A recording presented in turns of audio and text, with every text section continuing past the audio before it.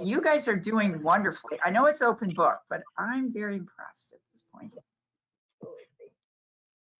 All right, well, we'll keep the insights going as we head into our teach backs. I have Noelle and Lauren, I think, is that correct, for teach backs today?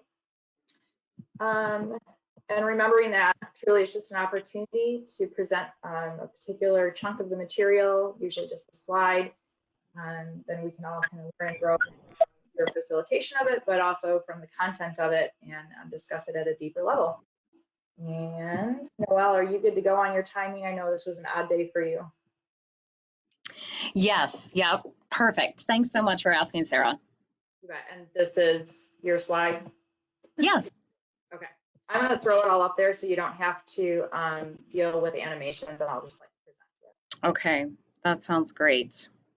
I'm guessing everyone can hear me just fine? Yes. All right, wonderful. All right, we are going to move into how to confront others. And this brings together so many of the things that we have discussed over the last 2.5 days. A lot of your own intentions, understanding others, compassion towards yourself, compassion towards others. And we're going to simplify it because you might be ready to confront another. So the very first thing is, it's so key, and I think would be the most important step in my own opinion, is checking your motive. What do you guys think that means? What ideas do you have about it now before we even get into it? Check your motive. What does that mean? What comes up for me is sort of what we've talked about already, is my motive to be right is my motive for connection and understanding. So kind of getting a sense of what that is before I start speaking. Great. Thanks, Jules. One other person, what does it mean to you? I think it's the posture that you're in, whether it's offensive or defensive. Great. Thanks, Kristen. Yeah, that bent knee idea and how we're approaching things. And a little earlier, Jamie shared her thoughts around our 3 moves, and that we have a choice around our 3 moves. And they're associated with, am I going to accept the behavior, adjust the circumstances? And both of those are the actions that I can change and I can do. And the third is asking another to change. So if we've done our work and we're checking our motive, and we'll get into more detail about what this might look like, the bat or the bent knee, and we really make a decision that we are authentically ready, to use your words, Kristen, to encourage change from the other, we will move into step 2, which is craft your confrontation message. And you can see the I statement there that we've learned since, I think, kindergarten. And the structure and model we're going to share with you is real specific, and I know firsthand it works. Even though it might be scary, and it might make me feel a little awkward when I use it, it's the way that I open up the conversation. And Heather mentioned this morning, love into dark is really what brings that lightness. And it's a simple way to start that conversation from a very peaceful place. And then we send it. We take a step and we lean in and we share the message that we've taken the time, followed the model to craft. And then, of course, as we will talk more about, but we have been practicing so much of reflective listening in the last 2.5 days together. It's essential when we're in that space and choose to confront another that we try our best for reflective listening. And if we make a mistake and we catch we're not listening, life is a recovery model. So we can head back towards reflective listening, ask them repeat, and we'll go through some of this. And of course, as I mentioned, repeat as needed, staying present because you've made the choice to confront them. The end. And then I don't think I do all the rest of the slides to dive into it. Good. Thank you, Noelle. Right? Okay.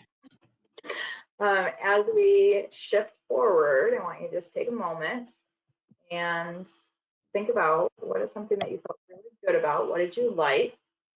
And what would you like to change? I liked that I pulled in how people participated and shared little pieces of this before we got to it to make people feel like maybe, you know, they are already there and they might be ready. The second question is, what would I change? I felt like I did a lot of preaching. So I might pause and ask if people have already tried this and had success of confronting other people, or maybe a story around when they have confronted and it wasn't that successful and so they don't want to repeat it. I just the sort of don't want to preach as much. And was there a third question? I'm sorry. Nope. No, what would you like Okay. and what would you like to change? So thank you. To give a little context around the slide, this is a positional slide. One of the things that I really liked what you did was you had an amazing movie trailer when you talked about crafting your confrontation message. I know firsthand this works. And I instantly was like, I want to know what this is about because she is so sure this is going to work for me. And so there was excellent use of a movie trailer because I was instantly leaning in. I wanted to know more. And that's really what this slide is intended to do. We're like whetting the appetite for what we're going to go into for the rest of the day, teaching them around effective confrontation. I loved your tone and your diction. I didn't even need to see your face. I just wanted to lean in and listen to you more just by your tone of voice. It's very inviting. So I truly enjoyed listening to you. Yeah, I would just add, I love your style. I really do. As Sarah said, it's a positional slide, and I think you did that for everyone on the call. Just be careful not to teach ahead. Don't go deep into each one because you're going to go deep, obviously. But Noelle, I love that life is a recovery model. I love that you give us permission to make mistakes, to try things out. And as many people are saying, the idea of pulling in from all the things that we've done, that's huge. That's the whole point of this. This whole module is the payoff for their investment of all of these days. I would say also to everybody, you can pick up the pace on this slide. It's been heavy lifting a bit coming up to here, where we're looking at power of the past and all of that. And this is where we kind of give people, what do I do? How do I do this? So this is a place where you can kind of shift into a higher gear and feel like you can move a little bit faster. And to your point, Noelle, not preachy at all, because we're at the place where now we're through with the preaching, we're on to the, what do I do now? So great job. You have a fabulous presence, just a wonderful presence. Thank you. Well done. Thank you. Can you guys come with me the rest of my day? Thanks for the opportunity. Thank you, Noelle. I know you're crazy busy. Cool. Lauren, are you here with us? Yeah, I'm here. Can you hear me? And this is your slide? Yes. Excellent. Excellent. Well, whenever you're ready, go ahead and lead us into crafting that confrontation message. Great, thank you. So as we've learned, there are 5 steps that we need to take in order to properly confront others. And after we have completed step 1, which is check your motive, which is the true reason of why you are confronting someone, it naturally leads to step 2, which is crafting your confrontation message. Confrontation messages are just simply conversation starters. Think about them as the building blocks of communication. We need to establish the foundation of our message in order to properly expand and build off of our confrontation. When we are building confrontation messages, we look to establish 3 elements. The first being primary feelings, the second, a specific behavior, and the third, impact. And you can see with the mixing bowl on the right side, when we're formulating our message, we don't necessarily have to address each element in order. You can see, like I said, with the mixing bowl on the right side, we have number 2 going in first, and then 1, and then number 3. And I think it really depends on your confrontation style and thinking about your message that you're trying to get across, as well as the person on the receiving end and what you think will work best for them. So when we go to expand on each one of these elements and building our message, it's really important to think about, when we include all three elements, how our message can change, either for the better or worse, and even actively reflecting on past experiences where maybe our confrontation message failed, and thinking about the dialogue that we had with that person, and perhaps we are missing one of those three elements, either the primary feeling, the specific behavior, or the impact. And even though we don't necessarily have to craft them in order, a really simple way to remember this when you're formulating your confrontation message is to think about it as FBI: feelings, behavior, and impact.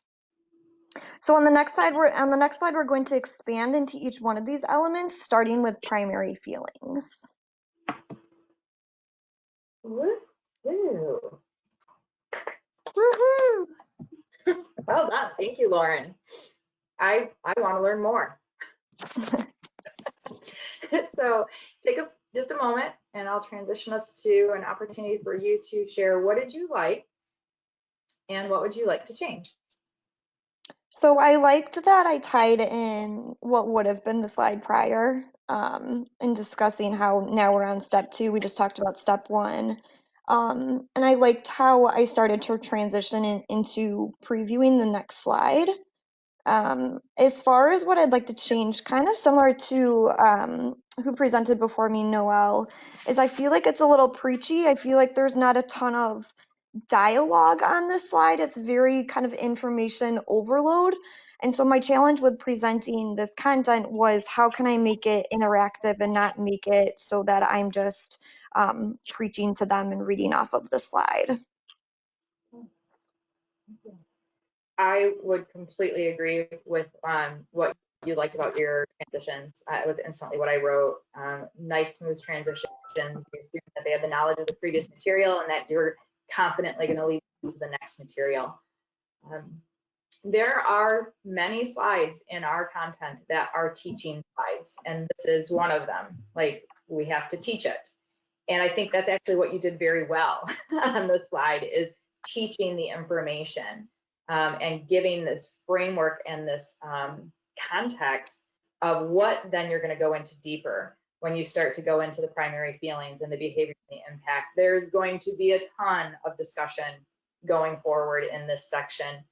So really, the way you delivered it, very clear. This is a core concept that we want them to walk out with, because when they're in their work groups and they go to confront someone, they want to be thinking FBI, FBI, FBI.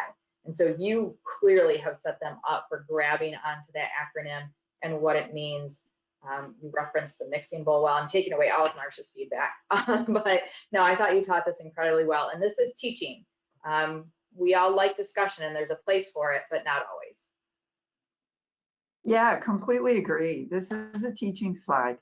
And I love the way you teach. You were very crisp. One of the folks on with us, one of our friends, said that, called it crisp, I think Noelle. And I love crisp. I'm a high SC. My C loves clarity, and you provided both clarity and sort of an understanding of why. And you gave me permission to break those apart. Really use the slide well. You didn't read the slide, you taught the slide. So everybody understand the difference. It's not preaching when you're teaching. You're explaining what people are to do and why. So great job. Again, nice style, good use of voice to keep us engaged and to set us up for what's coming next. So now I'm interested. Good job. Yay. Great, thank you. Marcia, this is Kristen. Can I ask a question on this slide? No. Of course you can, Kristen. Yes. Please So do. I had an aha moment when I was studying this last night, and maybe everybody else has already figured this out, but for me it was an aha moment. I think when people are hearing this for the first time, the FBI situation, that's the biggest thing they're going to take away from this slide. But they're already thinking about a personal situation in their life.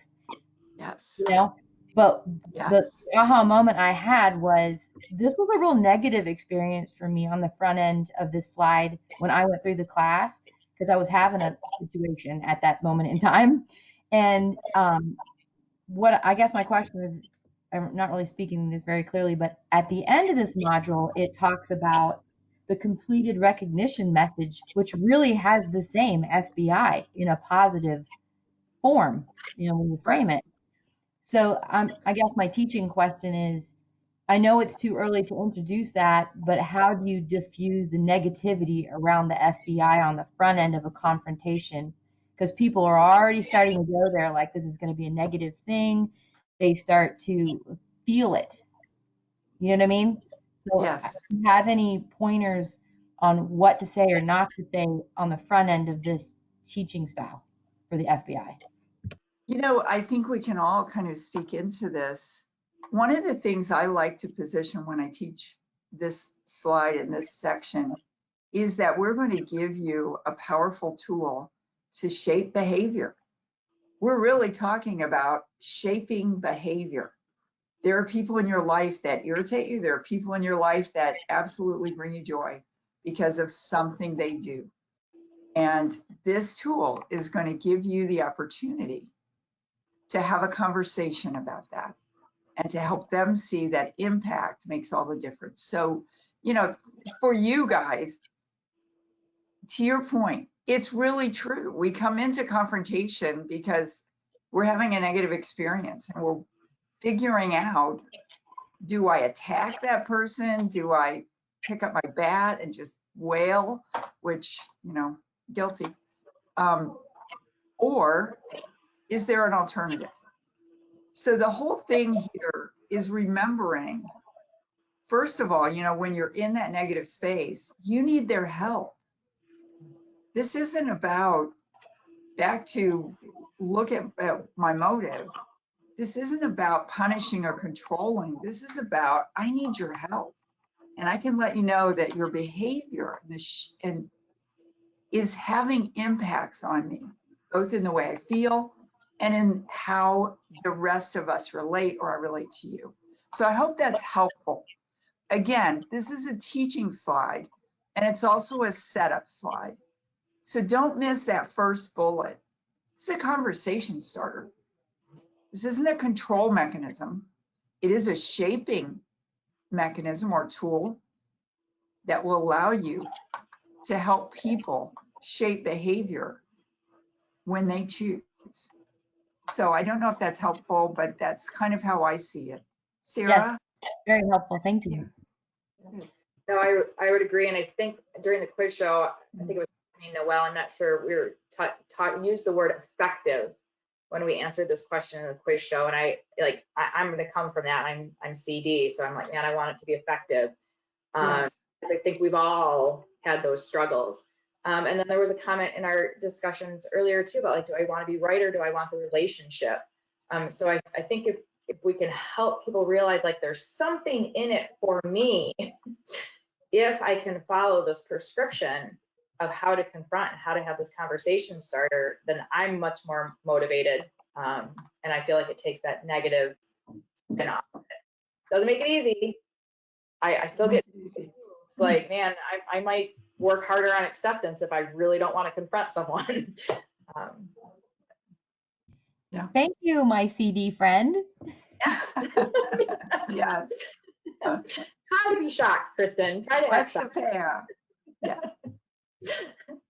All right, thank you for asking. These are the conversations that really help us all understand the content deeper, and that just allows us to bring it to our participants, and also shows that we are all still working and struggling through it. Thank you.